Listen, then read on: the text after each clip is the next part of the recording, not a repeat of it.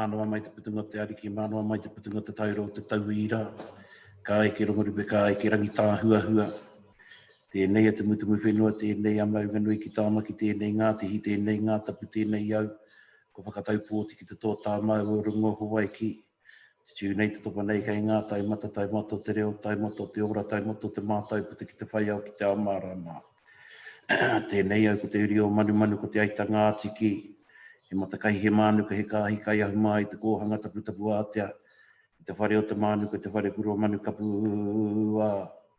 Tēnei au te hoa tunei hōkai a wai whanaaringa hi ko ia te whetu, hi ko ia te marama kai te whaiau kei te ao marama. Whāno, whāno. Hara mai te toki, haumi e hui e, tāiki e. Kātia te iwi tēnā koutou, tahuri mai, kia mātau, e mihi ake nei kia koutou i tēnei pō. Mai i tō tātou whare i a Tumutumuwhenua. Nō reira, kia tari ngā reare mai ki ēnei kōrero ka hora ki mua i a koutou i tēnei pō. Hei ahara, hei ako mā tātou, e mōhio mai ai tātou, i ahu mai tātou ihia, ko Waitāheke. Nō reira, anei mātou, ko whanaunga, he mihi kauake kia koutou, kai aku nui, aku rahi, aku whakatamarahi ki te rangi e tua mā, nau mai, haere mai, tahuri mai. Tēnā koutou, kia ora mai tātou. Tēnā koe e hoipa te whanaunga, nā i haka tūwhera tēnei kōrero, tēnei pōahiahi, i roti tō tātou nei whare a Tumutumuwhenua. Nō reira, tēnā koe aku whanaunga, tēnā koutou katoa. E ngā uri tupuriri, tēnā koutou, no mai hoki mai.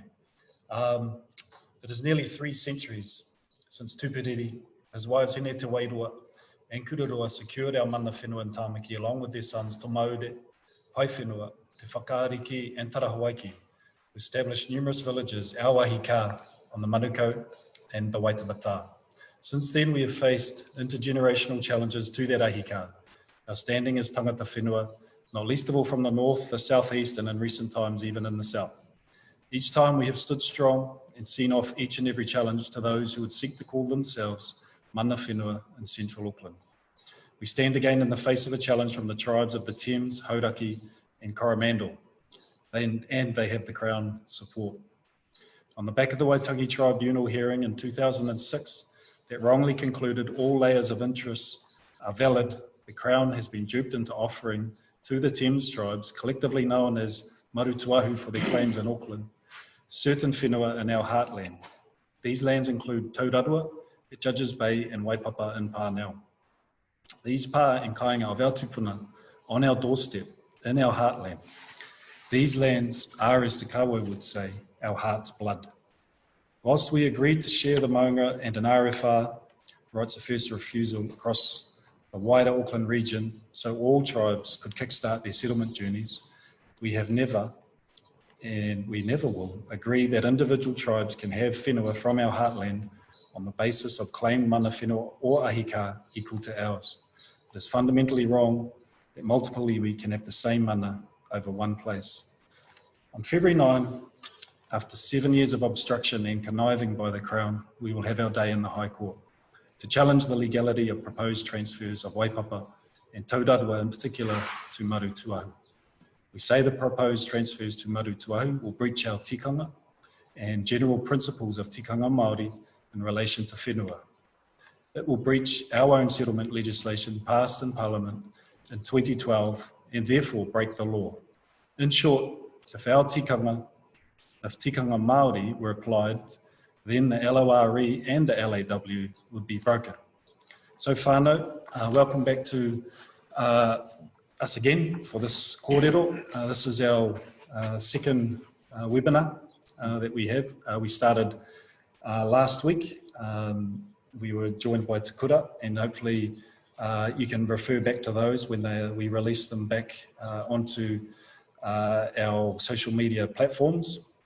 But tonight we are going to pick up where we left off last week, which was the battle at Waitāheke, where Kiwi Tāmaki was invited to a tangihanga there for tumupākehi, and he laid waste to many of our ancestors, which then led to the swapping of curses at Ngāti Paoa, where each of the chiefs, Wahaakiaki for Te Taoū and Kiwi Tāmaki of Waiōhua, threatened to hang each other's breastbones on the tree at Maunga Kiakia for Kiwi Tāmaki, and then also at Maunga Anu in Helensville. And in the end, as we know, it was indeed Kiwi Tāmaki's breastbone that was to be hung at Maunga Anu in Helensville by the by the cemetery. So that's a bit of a recap. It's probably important to also just to recap, Margaret, where Marutuahu are claiming that they they conquered Tāmaki, and they say that they did that through the wars of Ropata. However, Rotao's era, that we can, as best as we can figure out, was actually 4 generations before Kiwi Tāmaki, who was acknowledged as the ruler of all of Auckland. So what were your thoughts on those claims that Rotao actually? Well, it kind of goes to the heart of the claims. It has many prongs in it, and I mean, I don't know their history particularly well, but I do know that they say mai ngā kuri a whare ki Mahurangi, Mātakina ki te Mātakina, which is up Mahurangi way. So they talk about their pepeha and their rohe in that way. They also say that they're a maritime people. They talk about their descent from the Tainui waka and coming down and then to Hotunui and then coming across from Kawhia to Hauraki. They talk about Hotunui and his son Marutuahu forming close links with Waiōhua. So this is, and as you say, they talk about their taniwha, te urea.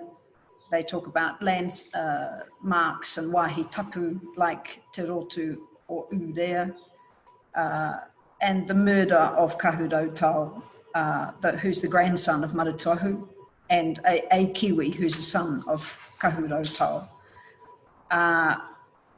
And because Rotau raised a war party to avenge these murders on Maungawhau, the peacemaking that followed is with Waiōhua, and who betrothed Pare Kaianga to Rotau.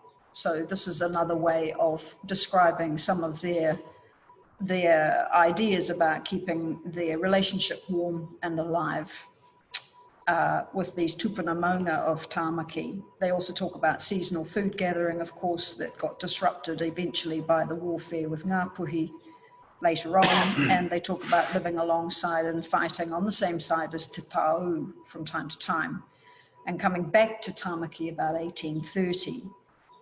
But there is an acknowledgement that this is not core territory for them, Tāmaki, but it is part of them and their ID. But the fact of the matter for us, as you say, is that Hua Kaiwaka and then subsequently this overlord Kiwi Tāmaki, once we killed him, that whole ascendancy, that whole preeminence of Waiōhua over Tāmaki was lost to Ngāti Whātua. Sure. And in the whare we have just behind us a carving of Hua Kaiwaka. He's got the waka coming through his mouth, which showed he was a great rangatira. He lived on Maunga Whau, 3,000 people. He could bring lots of waka under his mana his son Ika Maupoho, who just lived across here at by Paritai Drive, and then Kiwi, the grandson of Huakaiwaka, he's also depicted in our whare with the kōwau, and is undisputed, acknowledged far and wide, and in the historical record by all sorts of people that Kiwi Tāmaki reigned supreme at about 1740 from the summit of, well, near the summit of Maunga Kiakia. And when we talk about Wahaakiaki and Paruroa, you find also that Wahaakiaki took the name Kiwi as one of those things that one does when one takes over the mana. We're coming to that shortly. Can I just add to that? It always seems strange to me that in the narratives, particularly in some of the evidence that you see through a number of the different claimants, particularly Marutuwahu, they always refer to this Waiohua hegemony that seemed to have toppled. Bearing in mind that more than likely the time of Rautau, you haven't got a Waiohua, kareo noa Waiohua kia whānau mai. Yeah. They haven't actually become an entity, and that we're talking about the Ngāiwi, Ngāho, confederation still at that time. And so, yeah, it always baffles me how they're talking about the toppling of Waiohua. That's one, and that may just be, I don't know, syntax or whatever. But I think one of the other key points is that how can you topple a regime that had so much mana and influence in an area and it leave very little material or oral culture or history? It baffles me. You can't undertake what they've said they've done. Even if it was previous by 3 or 4 generations, that history would have been very, very loud and clear within the Waiohua narratives and histories.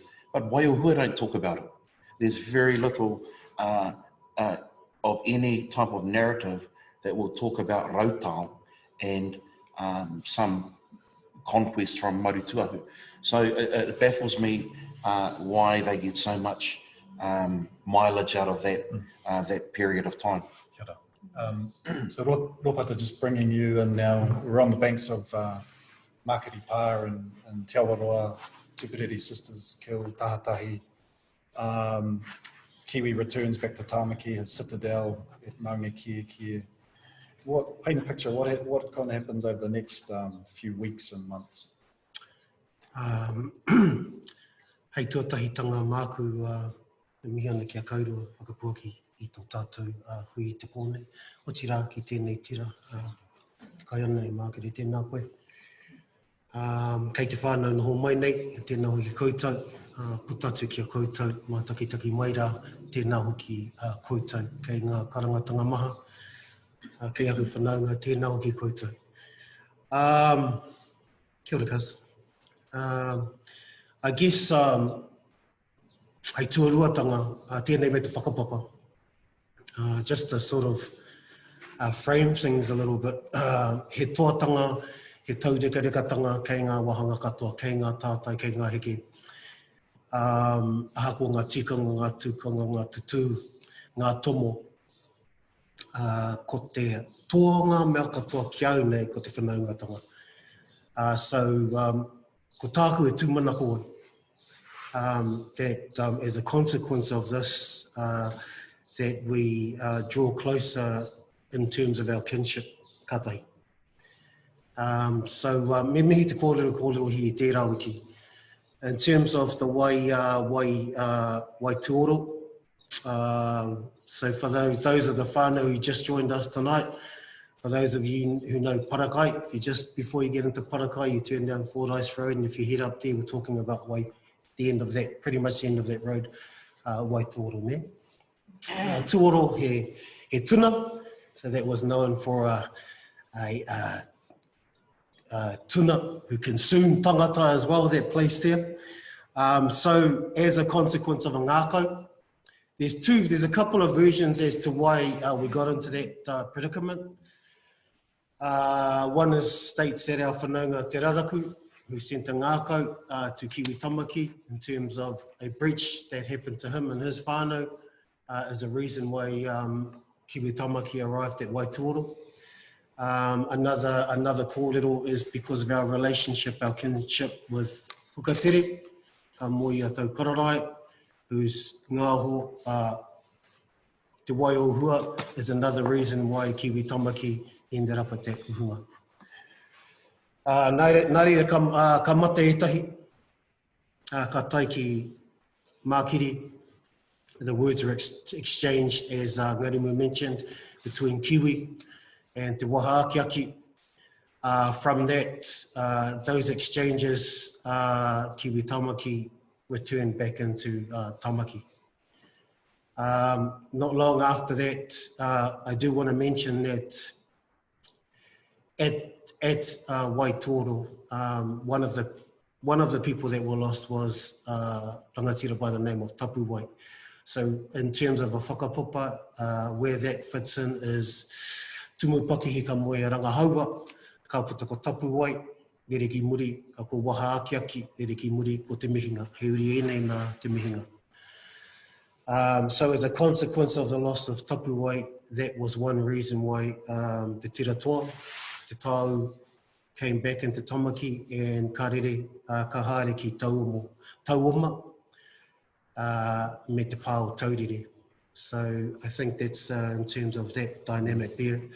That ope toa went, which is just beyond Maungarei, out towards Pamnua way, and then a skirmish happened there. And then they returned to the kāinga as some kind of utu for the losses that happened at Waitoto. In response to that, Waiohua raised another taua. In response to it, they returned to the kaupapa, and that's where the rangatira, Te Kawau, and Te Huru were lost. Later on, Joe will speak a little bit about that. Kia hātu. So we have about 200 die at Waitoto. Yep. Taoū was raised. Utu isn't fully achieved by sacking Taurere. That's Mount Taylor and Glendowie by Sacred Heart. Yep. And then we have Waiohua going back. There's a bit of ping pong skirmishes. There's also potentially Te Iringa o Rauru, which is where the old windmill was, up by K Road, Simon Street, where Rauru was hung by Waiohua as a warning also. So there's lots of these skirmishes happening.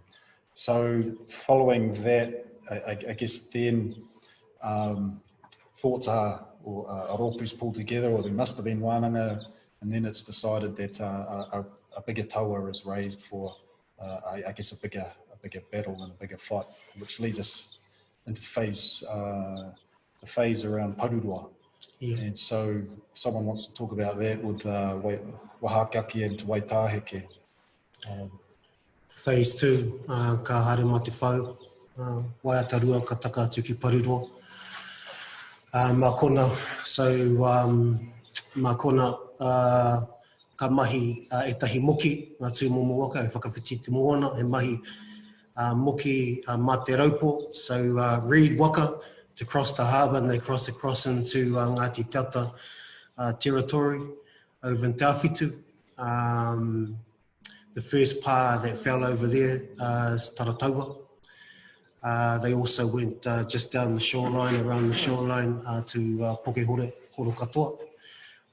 Ki Hairiro, they weren't successful in that campaign. There are other stories attached with that excursion, phase 2, but in the end we retreated back into the kainga. Yes. Yeah, it'd be fair to say those attacks that they're at Karangahape, Cornwallis Beach, whānau will know probably Cornwallis Wharf, the famous wharf there, are repelled. I would even say that rather than them trying to sack those pā, they were more about drawing Kiwi off his citadel, Waitāheke, largest pā in the country, 5,000 people, Waiohua as numerous as ants, trying to get his attention to draw him off the mountain to a familiar battlefield. So They come back from Awhitu, they camp out at Niho Tupu, and lie in wait in the hope that Kiwi does leave his citadel, and he does. And one of the sayings is ka kapi te moana. The moana, the manuka, was filled with waka as Kiwi rang his great gong from the summit of Maunga Whau, Taoū Whakarewa, which called on all of his pās and his chiefs and his toa from across the region. They came from everywhere, Te Whau, Te Tatu Arikiota, Ngāti Huarere, Ngāti Rawiti, joined in the fight because they're all cousins. And where Kiwi goes, as the saying says, they go too. So we have a fleet of waka arriving. I understand about 2,000 to 3,000 toa. And the record shows from Paora to Haere, some of his kōrero about that Wahaakiaki had 60 men in his taua. Waitāheke, that's Tupidiri's half-brother. He's slightly older, well, quite a bit older maybe, 15 years older. Waitāheke had about 235 as Paora says, pretty exact. So we have 300 versus about 3,000. And I guess they're Spartans, eh? I just wanted to mention too that I don't think our uri realise that when they probably heard the stories about, you know, these conquering armies from the kaupapa people who came down. They were actually very few in number. You know, the kaupapa, and particularly our people, I mean, I think we've come to realise through our research that we weren't a hugely populated people.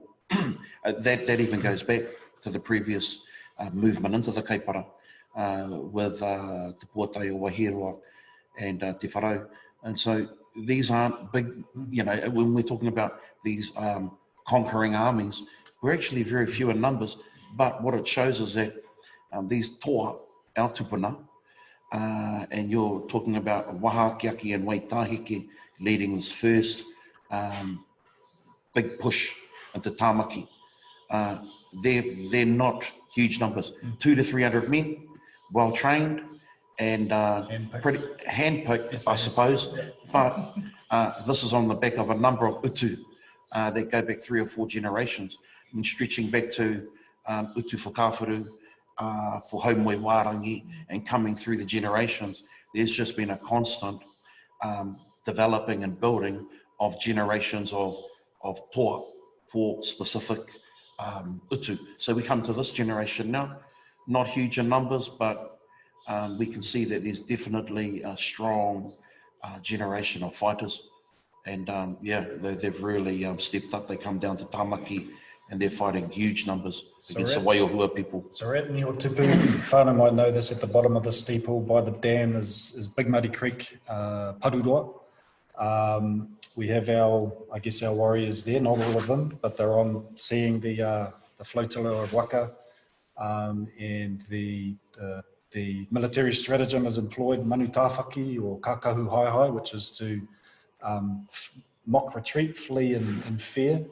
And they were running up the hill, and it's heading up to Arataki Visitor Centre near their scenic drive today. And the message was that draw them up, get them full of confidence, get them tired running up the hill, and the rest of the Te Taoū warriors are up on the ridge. And when those who are leading the retreat, mock retreat, could see the Waitematā, then they would turn and have gravity on their side and fight heading downhill. And so Kiwi and Waha met very early in the battle. I think there was a parry by Wahaakiaki, and then he killed Kiwi Tāmaki, and Waiohua on seeing that, many of them fled. I understand now many fled along the scenic drive towards Titirangi and down to Titirangi South Road to the beach there, and they were routed. And so there's a kōrero about the rehua as well, Kiwi's god. Does anyone know that? In the Kāinga e te tahi tokorua. Because one of the exchanges was mā rehu te rangi e ki mai, kia mate a Kiwi, mā rehu te rangi. Pea e ki mai, ka mate a Kiwi. So in the first exchange at Mākiri, Kiwi Tāmaki was saying it's up for Rehuiterangi to say whether I die or not. And then when he actually was slain, manifested in terms of his mana was a lizard. And that was eaten by two of the toa that were there, and they Kamate rā, kamate. So I guess we could say that it's phase one. The Waiōhua, I guess, are in a bit of disarray. They've taken a hit that they haven't had or seen before. So what happens next? So I guess they go back to Taoū, go back to the kaupapa, and then figure out and think about what's the next thing. Well, it's not, put it this way. This isn't a foray into conquering land. This is purely vengeance and rapuutu. So you could say they could tick the box and head home. Just to say that not everyone was happy in the kāinga. You've got a certain tupuna who's waiting back there who's actually fuming because he hasn't been a part, or he feels that the killing of his sister Tahatahi, who died at Memehanui, just below Waituoro, that her mate hasn't been avenged. So you've got a certain tupuna waiting back at home who's very unhappy with his older cousin uncle. But yeah, we'll probably get to that in a moment. So Tahatahi, just to put that in perspective, go back to whakapapa again. Huka tere, ka moe a tau kararai, ka puta ko tupuriri rereki muri ko tahata. So in the account also was in terms of the slaying of Tahata, which was Tupuriri's sister, that wasn't meant to happen, that was a mistake. So in terms of Waiōhua's behalf. So the consequence of that was serious. Yeah. So there is another taua that is raised, but this time, as I understand, more from the wider iwi related hapu, Ngāti Rango and others, Ngāti Whātua join and make another entrance, but this time not on the Manukau, but on the Waitemata. Margaret, do you want to pick that up? I was just wondering whether you would agree that Tupuriri wanted to take revenge and went to Tāra Pueru. I'm not sure about that timing. I had a feeling it was then, and then they found that Waiōhua were taking refuge around some of those Paora and Kohimaramara, Ōrākei and so on, and they came back again. So, but anyway, there are these constant movements to make sure that Waiōhua is dominated, I suppose you could say. There's a story about Te Ara Pueru quite clearly about the laying of the Waiōhua laying of the dog skins across the shells in order that they would hear anyone coming. Putting the shells down, I'm sorry. And then when Tupuriri Ma came, they lay the dog skins over the shells, and of course it quietened their entrance, and they were able to take over Te Ara Pueru. And that was definitely the utu for Tahatahi, as I understand it. Yeah. So yeah, at that stage, that phase took us, the Pitoitoi. So they enter from Pitoitoi, they waka. It's Riverhead. It's Riverhead, so at the end of the airport, right at the end of the runway there, Brigham's Creek Road, if you're out those ways. Kauru mai ngā waka I reira. Kia nei te kōrero, kia nei te harakeke. With two paddlers on that waka, they quietly proceed down the Waitemata with the tide.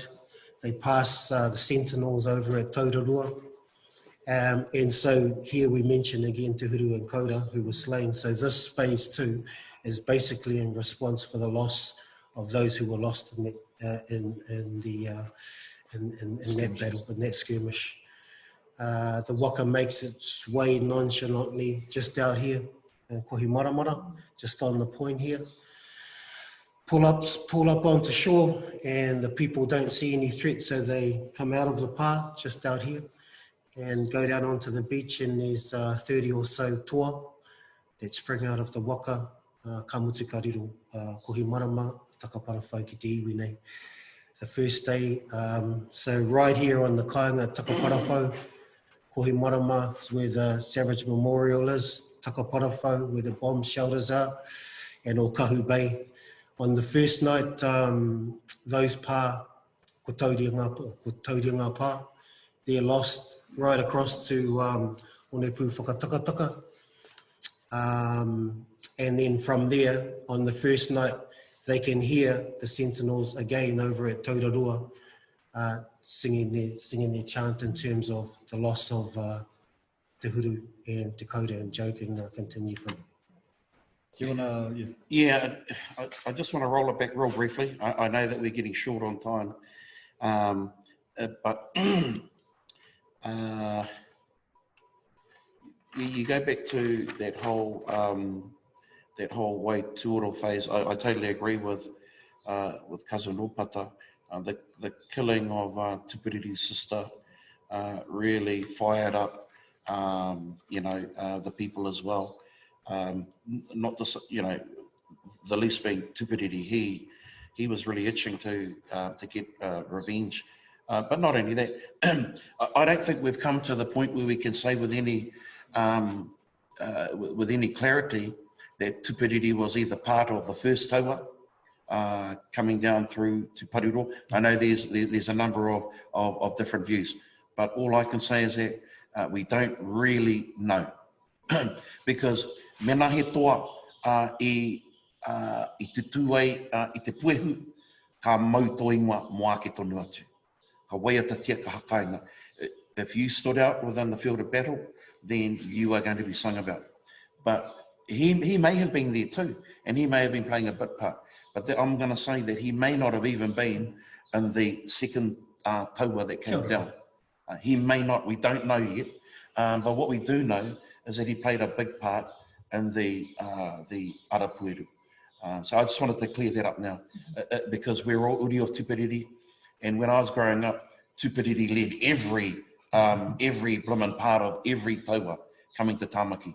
But as you get to know the kōrero and you talk to learned people like my cousins here, you find that actually, you have to have a bit more of a broader view. Okay, so we've got the first key push into Tāmaki with Paruroa being the penultimate battle there. They've gone back, and now we've had a broader, that was Te Taoū, more or less, coming down the first time. The second wave that come down, they're broader in their makeup, and so you're seeing Ngāti Rango, you're seeing Te Taoū, possibly Ngāti Whātua Tūturu are in there, as well as other allies as well from that kaupapa area. They're coming down, and as cousin has mentioned, they are smashing into these Waitemata pā. Te Huru and Te Kaura do die, and that's in those skirmishes after Waituoro. And so a taoū is, or a chant is composed, and it goes like this. I don't know if this was the exact rangi, but these are the words. Kaore nei a te huru, kaore nei a te kaura. Tēnā ia kariro, i te hau whakarewa, i poki poki. Kia kaimata kerepo ana, i te ara, e ara, e ara, e. Now, it just says, Te Kaura is gone, and so has Te Huru, and let your, and they've been carried off on the winds outside of Puki Puki, which says that more or less they were killed near Puki Puki. And just lately, I think I know where Puki Puki is. It's probably in the vicinity and around that southern Helensville area. They've been carried off by the winds in Puki Puki, and then it goes into let not yourself be smeared, let your face not be smeared with the arara. And that there's a real put down, because one, they have a laugh on the back of Te Kaura and Te Huru being killed, and then secondly, they delve into one of the areas that's very, very tapu to us, and they're saying that that the faces of those dead were smeared with the ara fish, which when you go back to the time of Rongomai, who came on the waka, and he was supposedly, when he drowned, he was eaten by the ara, ka noho tapu tēnā kia tātou. It's a trevally. It's a trevally. And so, this is a really low blow, because our toa who have just sacked these pā over here, they're sitting up over on Onepu Whakatakataka Paritai Drive, and they can hear it. They can hear this chant wafting across Waitaramoa, Hobson Bay. They can hear it clear as day. In the clear night, they hear it, and you know what happens? It fires them up. So from the Pānau, Taurarua Peninsula, they can hear the chant of the whakarara coming over Kāore Neia Te Uru. So like, It's a bit of a taunt. yeah. Oh, it's a real taunt. Taurarua kia whakaradu.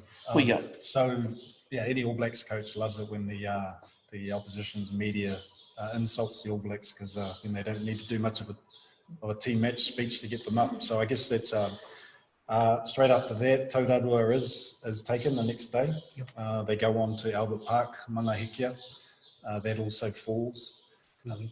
Possibly Rangitoto Iti by Rimuera. Yeah. So basically all these eastern pā fall on the Waitemata. And we're still working out these phases. Possibly Whaakiaki is taken at that time, and Te Tatuarikiuta, Three Kings as well. We have Te Kawau Wamaki, who are very closely related to us, and also to Ngāho, Waiohua. It's interesting, they don't participate in the battles, they appear neutral. They say that to this day, and that would be right. I know that one of the women who was Kawharu, married to a Ngāti Rawiti at Three Kings, was spared. The only one spared in the pā, because she was Kawharu. Also Mana, who was living over at Cody Point, Te Matarai o Mana. He was Kawau Wamaki. He's actually married to Kiwi's sister. Was also spared on the strength of these relationships and peace makings that we had previously had with them. Yes. Which is all smart, really, to ensure that we don't have too many rising up against us. So coming to the Te Aru Pueru, which has already been talked about, and we pretty much all in agreement, Tupuriri was a key, if not leading that battle. And as Margaret said, Te Waiohua kind of made their last stand there. They spread shells around the pā so that they could hear the approaching garrisons crunching and then be alert and defend the pā. However, dogskin cloaks were laid, muffled the sound, and we were able to storm the pā by surprise. Just look, we've got three, I think, between us here and those of us who have done some research.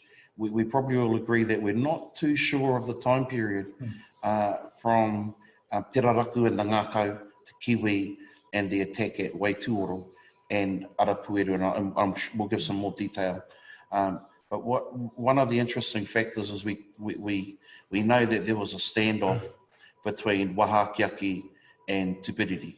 There was a disagreement where Tupuriri was showing his want to fight, and why was he not given more opportunity, or whatever that context may have been. But there was a standoff. We also have found, kōrero, that pai whenua had a role in there too. So you've got to start doing the numbers, and well, how old was pai whenua? His son. How old was Tupuriri? So we're looking, at the different numbers here and everything, and trying to get a timeline. And so between Waituoro, Paruroa, the cleaning out of these Waitemata pā, and then the going back again, it could have been 2 years, it could have been 5 years, it could have been 10, because what we know is that the key players in the Paruroa and Waituoro, they're not mentioned. They're not mentioned at Arapueru. I think Wahaakiaki is not mentioned. I think Waitāheke. So, what that tells me too is that there's a gap in age between these older cousins brother, uncle, cousin, and older brother, and tupiriri. So, it's just putting the key characters in their right lane. I think that it's important that what we've always acknowledged, I think, that tupiriri became the key figure in Tāmaki because, for whatever reason, but the others certainly kind of went home. It's my understanding. They returned to Te Awaroa, to kaupapa, or to Waitāheke, and tupiriri then, and there's a gap in my understanding about his marriages and his sons then, and being married to Waiahua women, and how long all that took actually to establish a group, a significant group to uphold that mana. But what we do know is that they did do that. They took over Whaakiaki and took over Hukurangi as their residence, and made those peacemaking marriages and sort of settled that down for some time. So that is without doubt. We had, under Kawharu, made raids on the isthmus and gone home. But this time, 3 phases of battles, but they followed it up this time with an occupation, which is, to change the mana here. So, there's no doubt. Tupiriri was then, he rose to become the key leader of that. I suppose you call it the final wave, coming back down into Te Ara Pueru and Māngere. So that's what we do know, is that come that time, he's definitely risen in the, in that leadership realm. So I think that's where our tātai, kei ngā tātai katoa ngā whakautu, even just stepping back a little bit, those relationships in terms of how we did finally cement our authority in Tāmaki. So that Waitāheke is very instrumental. Tā te mea, hukatere, ka moe atai kararai ka puta ko tupiriri. Ka moe anō hukatere, ia pākaiahi, ka puta ko te Waitāheke. So there's that relationship with their Waitāheke ka moe ia kahupara, and that gives us our links with Te Kawau. So we were talking about our allegiances and why they didn't buy into those, what ended up being the sacking of Tāmaki, and our relationships through Te Waitāheke. Getting through to Tupiriri's time, just for the whānau, I think we're really blessed because, and all the intricacies and the dynamics of our whakapapa, when we get into us as uri of Tupiriri, I look at it, I try and keep it really simply. So I look at it as 1, 2, 4, and 8. So the 1 being Tupiriri, the 2 being on wahine, ana wahine. So ka moe a tupiriri ia hine te wairoa, ka puta ko te whakaariki. Te whakaariki, e rua ana wahine ka moe a kōrero, ka puta ko whatarangi, nāna ko tautari, nāna ko watene. Tēnā koutou te whānau ngauri o whatarangi ma watene. Ka moe anō te whakaariki ia pare taua, ka puta ko uruamo. So tēnā hoki koutou te whānau uruamo, uri hoki ēnei nā te tupuna rā. Ka mutu, ka moe tomo aure, ka moe a tahuri. So here's where we get back to our Ngāti Te links. Ka moe ia tahuri, ka puta ko te awarua, nāna ko te arama karakama. So very significant also in those times when we're talking about land titles and that generation of tautari, uruamo, era tupuna, pai whenua ko te tuaurua. So ka moe a tupiriri ia kūraroa, ka puta ko tomo aure, ko kōrero hia, ka rua ko pai whenua. Ka moe a pai whenua ia pare taua, ka puta ko te paki o rehua. Tika tira? Ai, te paki o rehua. Ara, ko ngā te whānau Paora. So then we have that representation. So now we're getting to the 4 sons of the 4 sons, te whakaariki, tomo aure, pai whenua, te mea whakamutunga ko Taraha Waiki. Ngā reira, ka moe a Taraha Waiki i a Mokorua. Ka puta ko Apihai, rāua ko Atarita. Apihai, ko ngā te whānau Pāteoro, Atarita, rā ko ngā rewiti. Te tahi hautoru o te whānau nei. Ka moe anō a Taraha Waiki i a te tahuri, who's all, again, the daughter who also married Tomo Aure. Ka puta ko Toko Toko, rāua ko Tinana. Toko Toko, ka heke ki ngā utika. Ko Tinana, ka heke ki a Hoterene, kia Rārangi mā, ka putatu ki a Uncle Doc mā. So within that one tupuriri, ana wahine e rua, toko rua, down to the 4 sons, and then down to their 8th issue with the intermarriages with our Ngāti Tata whānau and our Waiuhua whānau. That's pretty much what defines us as uri of Ngāti Whātua Ōrākei, Ngāti o Tuku. Kia ora, Tāmaki. Yeah, nā, tātai, whakapapa. So we have the raupatu, we have the marriages, into ngā ho, into Ngāti Tiata, the daughters of Te Horeta, who's from Te Ata Irehia, Huakai Waka.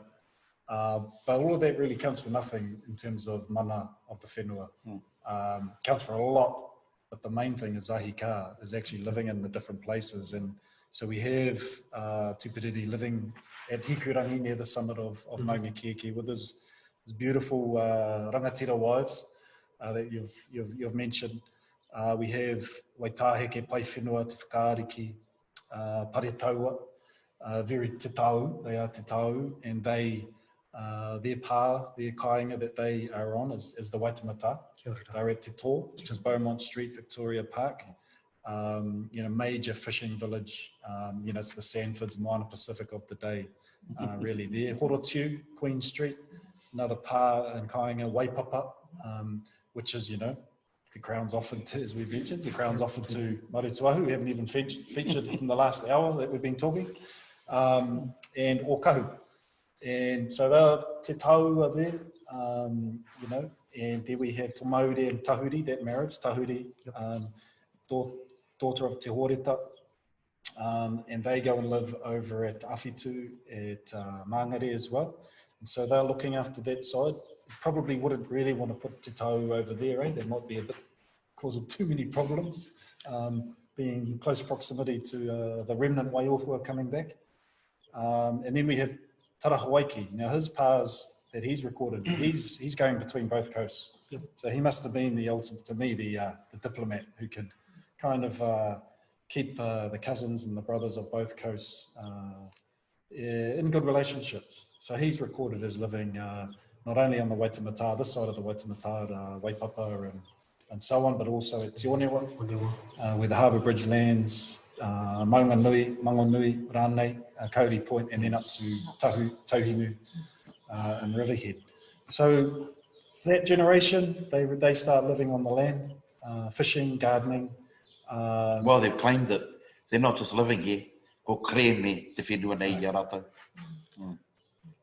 Yeah, so again, with Tomo Aure mā, Te Awarua, that's why they're over in the Māngere, Te Humātao area. And Taraha Waiki was also over there for a while, before he switched over to the Taha Waitemata. So through those links again, the different regions are why certain people were situated over at the Tōoka, the Waitāheke also credited with being over there. And then as you mentioned, Taraha Waiki, kei Te Onewa, me tēnei taha anō. So we have, through Waitāheke mainly, these relationships built with kōrero, which also links into Ngāti Manuhiri through Maki and Ngāwhetu, one of the sons, and Moe Rangaranga, and so on. So there's that political alliance, but then another important event in our history happens where another alliance is made, and that's with Ngāti Paoa and the gifting of tauoma. So we have Te Kehu, who is Waikato, who is a relation, wahine, relation to Tahuri, to Maude's wife, and she asked for some land for her and her new husband, Te Putu, who is Ngāti Paoa, and comes and tonos to Tahuri, who consults her husband, Tomaure, son of Tupiriri, of Te Taoū, and between them, they decide that they will gift Taoū, which is East Auckland, Paoa, around that area, along the Tāmaki River, and gift that area to them as a wedding gift. And I guess as a way, Margaret, is to build an alliance with Ngāti Paoa, who are connected into the Ōrākei, who are also a rising power as well. A bit of insurance, perhaps. Yeah, because and it was said actually that wasn't going to go very well, as I recall. I can't quite remember the story about Whoever gave that gift were drunk on the yes, tutu exactly. berry, and it will come back and... E kore whea ka haurangi ngā wāhine I te tutu. Yeah, and I suppose that's come to haunt us a little. Well, not long after that, it didn't take very long. And so one of the proverbs we have for Ngāti Paoa is taringa rahi rahi, which is they're quick to take offence. And so there's a fishing expedition, as we did. We'd head up to the Mahirangi area, and our people are fishing there, shared fishing grounds with Ngāti Paoa and others, Ngāti Rango, the hosts of that area, Manuhiri there as well. And the shark is caught, and our Ngāti Whātua people mock Ngāti Paoa nearby and say, "This is Te Haupā, your chief," and they kill the shark, which is a great insult, which then leads to a whole lot of trouble and some skirmishes. And that's the haurangi that these people were talking about, these wise people in Waikato, when they heard that a tiki who had received land from her cousin and from Tomaure, and they thought there's going to be a lot of troubles coming out of it, ka haurangi ngā wāhine, and these are the results now. You've got almost like a bikie gang moving in next door. You've invited them, to live in your garage, and the next thing, ka puia ngā raruraru. We've got the killing of Tara Hawaiki over in Mahurangi, and from there, there's just a number of skirmishes which actually have become quite significant, because we've had a period from about, let's say, 1750s, 60s, right up to the 1790s. Very, very calm, very calm. Yeah. So but we're coming to an uncalm period now. And Tupiriri's an older man now. His son's just been killed by Ngāti Paoa. It leads to a battle at Puponga, which we win. The follow-up battle is at Rangimatarau, which is Point Chev Beach, the day of 100 spears. So we are successful in that battle. We follow up that and try to pursue Ngāti Paoa to Waitāheke. Can't find them there. We actually call on some Waikato allies to help us in that. We return and are camping on the Tāmaki River at Ōrākei, near Karaka Bay. And there, Ngāti Paoa attack, and Tahuri and Tomaure fall in that battle.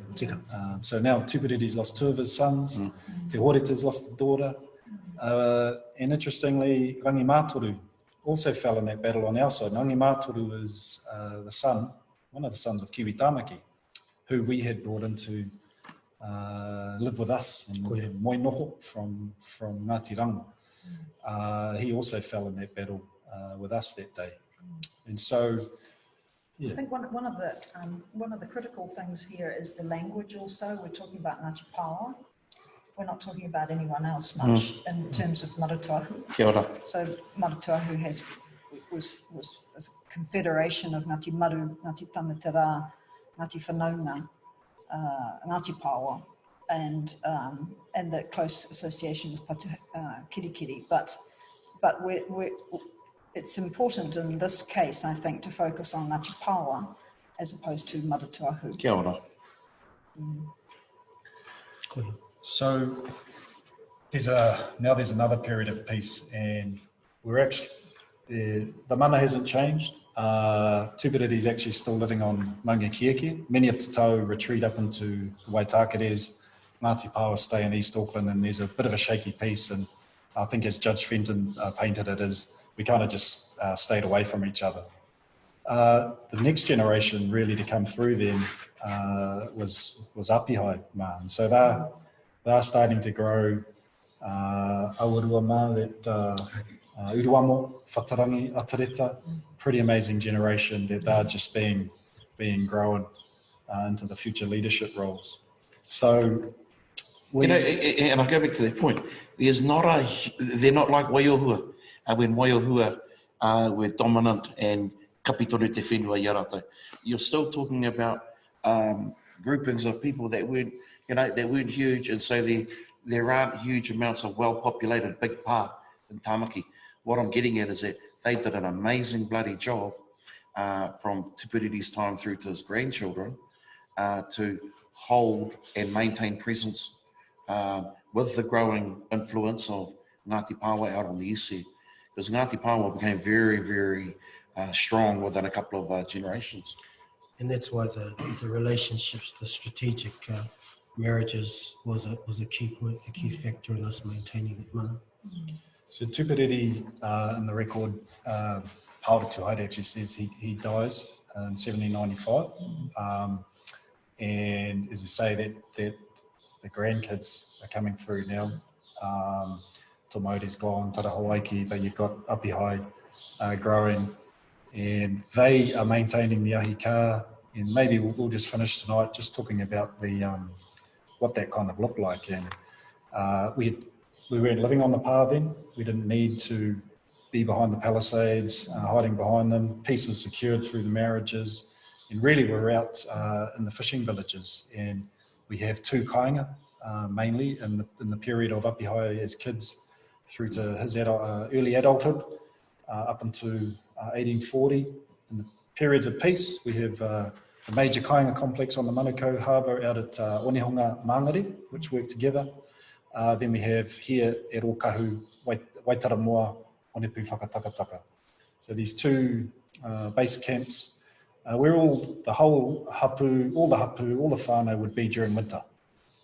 Surviving off whatever they had caught, preserved, smoked, whatever they had gathered over the warmer winter, summer months at the various fishing villages, Te Whau out of Blockhouse Bay, over at Huia, where we would join with Kawharu whanaunga and Akitai whanaunga. Shark fishing up around Mahurangi and up the upper Waitemata. And Te Toa, as I mentioned, gathering all of that kai and then coming back to these base camps for winter. So yeah, that was and also collecting eels at Waiaturua. Pig hunting, yep, we had pig by then. Western Springs to Waiora, Tunamau. So that's our whenua rangatira is living in peacetime in the 1800s. Ka pai. Well, whānau ma.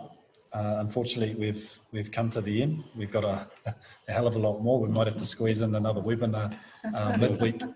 But I just want to thank my whanaunga again, Margaret, Ohepa, Joe, and Ropata, for giving up your time and your mātauranga and your aroha for the kaupapa. And hope to see you, or most of you, back for the next webinar. So, e te iwi tēnā koutou, and Joe, mau te whakakapu.